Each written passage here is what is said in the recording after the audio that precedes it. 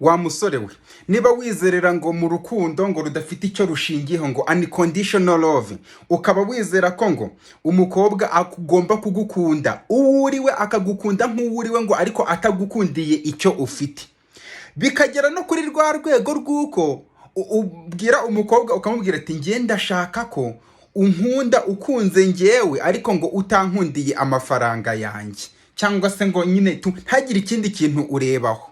Wa musore we, uri mu kihe kinyejana, uri mu yihe minsi?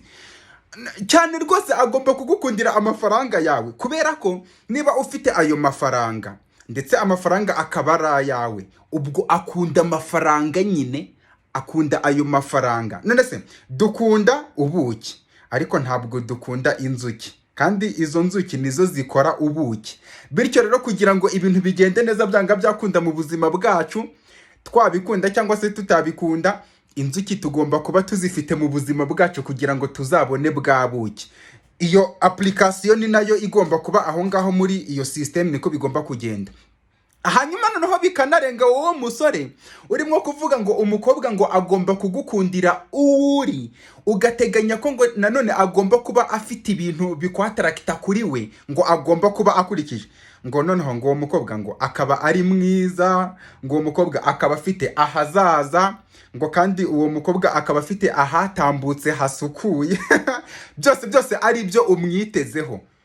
Musore, warangiza umwitezeho ibyo ngibyo, noneho we ukaba witeze ko ngo icyo agomba kugukundira gusa ngo ari uwo uri we wa nyawe. Ibyo bintu se bijyana hehe? Niba ushaka ko umukobwa agukundira wowe wa nyawe atitaye ngo amafaranga yawe, ngo ashaka amafaranga yawe, ubwo nawe ahatambutse he handuye ugomba kuhemera, kandi ntiwirirwe urimo kwiruka kuri ba bakobwa ngo bibyuke bakeye, cyangwa se ngo nashaka be nta nahazaza afite. Niba ukeneye ko bagukunda batagukundiye amafaranga yawe, ibyo nibyo ukeneye. Naho niba ushaka ko agukundira amafaranga yawe, ubwo nicyo cyatuma ugenda ujya gushakisha bene uwo mukobwa nawe ufite ibyo byiza ushaka.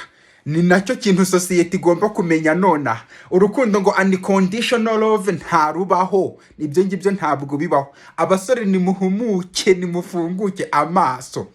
Ingoro nini icinyiye umuhezo irutwa n'itongo ry'umukunzi.